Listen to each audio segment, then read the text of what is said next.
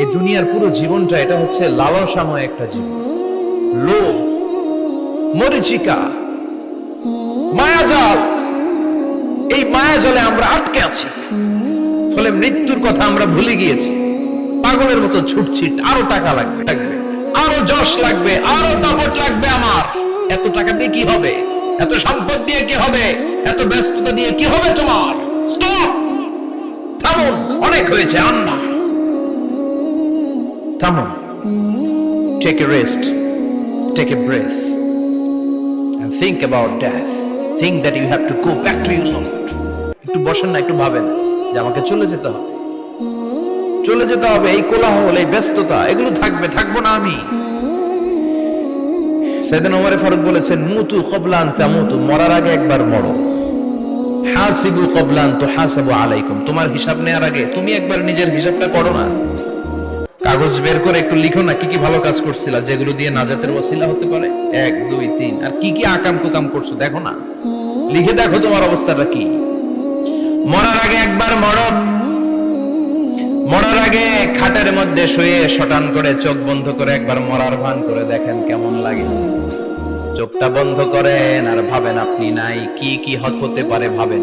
আপনার ছেলে মেয়েরা কান্না জুড়ে দিবে, আপনার প্রাণের স্ত্রী বিলাপ শুরু করে দিবে, বন্ধু বান্ধবের চিৎকার আর মাতম, স্থানীয় এলাকার মসজিদে ঘোষণা, অমুক এলাকার নিবাসী অমুক ভাই অমুকের ছেলে অমুক দুনিয়ায় নাই। সব আত্মীয়রা চলে আসবে, ফেসবুকে স্ট্যাটাস দেয়া হবে, সবাই সবাইকে জানাবে বিকাল 4টায় অমুক হাই স্কুল ময়দানে আপনার জানাজা। ছুটে আসবে, সবাই ছুটে আসবে আপনাকে শেষ বিদায় দিতে, গুড বাই জানানোর জন্য, আল ওয়াদা, বিদায় জানাতে আসবে সবাই। 4 তাকবীর দিয়ে আপনার জানাজা হবে, অশ্রুসিক্ত জানাজায় আপনার বিদায় হবে। কাঠের খাটিয়ার মধ্যে করে কাঁধে তুলে আপনার কবরে নেওয়া হবে। আগে থেকে খুঁড়ে রাখা কবরটার মধ্যে আপনারে বিছিয়ে দেয়া হবে। বাঁশের কচি দিয়ে তার উপরে মাটির চাপা দিয়ে সব চলে যাবে। ভাবেন না একবার চোখ বন্ধ করে, this is the circle of life, this is the nature of life. এটা সবার হবে, আমার হবে, আপনার হবে। এত মায়া, এত ভালোবাসা কই যাবে? কেউ থাকবে না, সবাই আপনার অন্ধকার কবরে রেখে দিয়ে চলে আসবে। উপরে বাঁশের কঞ্চি, তার উপরে মাটির চাপা, অন্ধকার আর অন্ধকার। এই অন্ধকার যেন শেষ হতে চায় না, শুধুই অন্ধকার, ঠিক কিনা? এজন্য আমাদের চলে যেতে হবে। দাদা গেল, চাচা গেল, মামা গেল, আমাদেরকেও যেতে হবে, জোরে কোন ঠিক কিনা? একদিন মাটির ভেতরে হবে ঘরে মন আমার, কেন বান্ধ দালান ঘর, প্রাণ পাখি উড়ে যাবে পিঞ্জর ছেড়ে।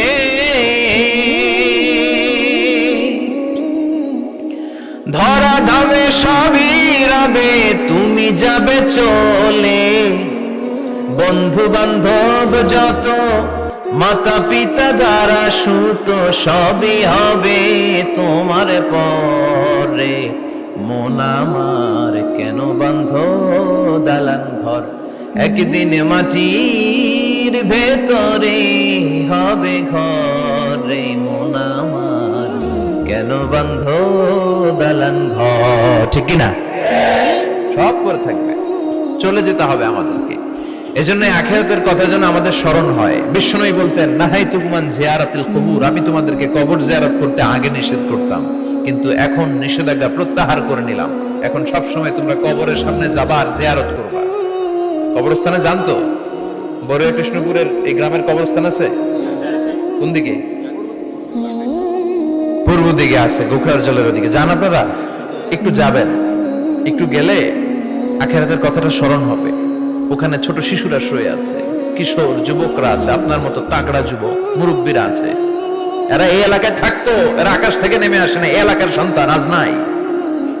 একটা সার্টেন পিরিয়ড শেষে আপনিও থাকবেন না। This is the nature of life, this is the circle of life. ছোট্ট শিশু হয়ে এসেছিলেন, শৈশব, কৈশোর, যৌবন, প্রৌঢ়ত্ব। আগে ছিলেন সিঙ্গেল, বিয়ে করে হয়ে গেলেন ডবল।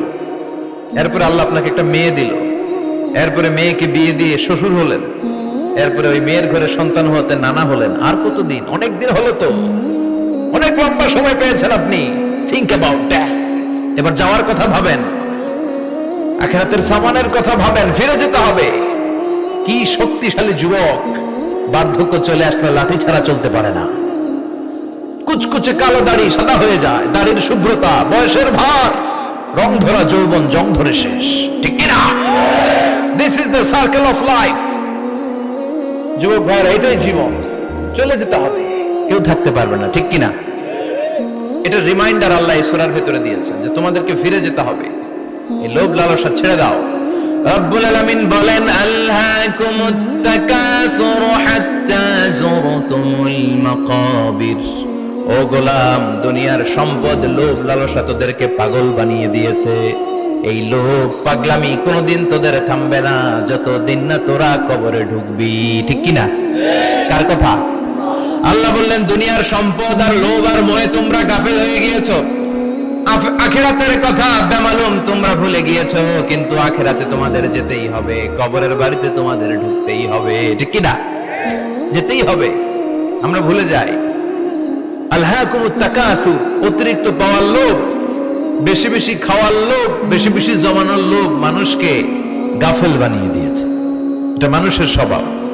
আরো চাই, আরো চাই, এই স্বভাবটা আছে না নাই? দেখবেন ছোট বাচ্চারা মসজিদের দোয়া অনুষ্ঠান শেষে জিলাপি দেয় না? গরু কৃষ্ণপুর কি দেয়? আগে বাতাসা দিত না, এখন কি দেয়? জিলাপি দেয়, মিষ্টি দেয়।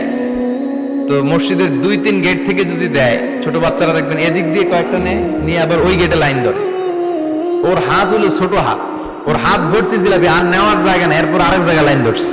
আরো লাগবে, আরো লাগবে, এই আরো আরো আরো চাই। এই স্বভাবটাই মানুষকে কুড়ে কুড়ে শেষ করে দিয়েছে। এত লাগবে কেন তোমার? চাহিদার কোনো শেষ নাই। Unlimited demand of human being. যার আছে বেশি তার চাই বেশি। যার সাইকেল আছে তার হুন্ডা চাই, হুন্ডা আছে তো প্রাইভেট কার চাই, প্রাইভেট কার আছে তো প্লেন চাই, প্লেন আছে তো হেলিকপ্টার চাই, হেলিকপ্টার আছে তো ওইটা চাই, ওইটা আছে তো সেটা চাই, ঠিক কিনা? এলাকার মেম্বার যে হয়েছে চেয়ারম্যান হতে চায়, আছে না নাই? চেয়ারম্যান সাহেব এমপি হতে চায়, আছে না নাই? এমপি সাহেব মন্ত্রী হতে চায়, আছে না নাই? মন্ত্রী সাহেব প্রধানমন্ত্রী হতে চায়, আছে না নাই? কিন্তু এই দেশে সুযোগ নাই। কথা কন, এই দেশে প্রধানমন্ত্রী সিলেক্টেড। 2-3 জনের বাইরে কেউ প্রধানমন্ত্রী হতে পারবি না, ঠিক কিনা? আমার এই জীবনে তো আমি 2-3 জনই দেখলাম। বেগম খালেদা জিয়া, মাননীয় প্রধানমন্ত্রী শেখ হাসিনার ছোট্টবেলা দেখেছি এরশাদকে, আমরা তখন ছোট। তো মানুষের চাহিদার কোনো শেষ নাই। যার আছে বেশি তার চাই বেশি। এজন্য বিষ্ণু বলেছেন, উনজুরু ইলা মান হুয়া আসফালা মিন, তোমার চেয়ে যে খারাপ আছে ওর দিকে তাকাও। ওয়ালা তানজুর মান হুয়া আ'লা মিন, তোমার চেয়ে যে ভালো আছে ওর দিকে তাকায়ও না, তোমার চেয়ে যে খারাপ অবস্থানে আছে ওর দিকে তাকাও। অনেকে নিজের অবস্থান নিয়ে সুখী না, এরকম আছে না নাই? আল্লাহ আমার এটা দিল না রে, ওইটা দিল না রে, পাইলাম না রে, কিচ্ছু হয় না, কি করবো জীবনে, হতাশ। আসলে আছে কিন্তু অনেক, কিন্তু শুকরিয়া নাই, ডাকাত, ঠিক কিনা? নিজের অবস্থান নিয়ে সুখী না, কিন্তু অনেক লোক আছে তারা আপনার অবস্থানে পৌঁছতে চায়। তাদের দিকে তাকিয়ে দেখেন, আপনি যে অবস্থানে আছেন এই অবস্থানে পৌঁছাটা অনেকের কাছে স্বপ্ন। তারা প্রতিনিয়ত সংগ্রাম আর স্ট্রাগল করে যাচ্ছে আপনার অবস্থানে পৌঁছতে, আর আপনি এটা নিয়ে সন্তুষ্ট না। শেখ সাদির নাম শুনেছেন? বালাগাল উলা কাশাফাত দুজা, এই কবিতাটা রচয়িতা ইরানের বিখ্যাত এক কবি। উনি একবার আর্থিক সমস্যার মধ্যে দিয়ে সময় কাটাচ্ছেন, টাকা নাই, পয়সা নাই, পায়ে দেওয়ার মতো জুতা নাই। উনি খুব দুঃখ পেলেন, হায় রে, আমি ইরানের এত বড় কবি, আমার পায়ে দেওয়ার মতো জুতা নাই। দুঃখ ভরা মন নিয়ে রাস্তায় হাঁটতে বেরোলেন। হাঁটতে হাঁটতে হঠাৎ দেখলেন একটা লোক শুয়ে শুয়ে কাঁদছে, ওই লোকটার 2টা পাই নাই, পাই নাই। উনি সিজদায় পড়ে গেলেন, আল্লাহর কাছে ক্ষমা চাইলেন, আল্লাহ অনেক দিয়েছো, শুকর আলহামদুলিল্লাহ। এজন্য যেই পরিস্থিতিতেই থাকি না কেন আমরা কি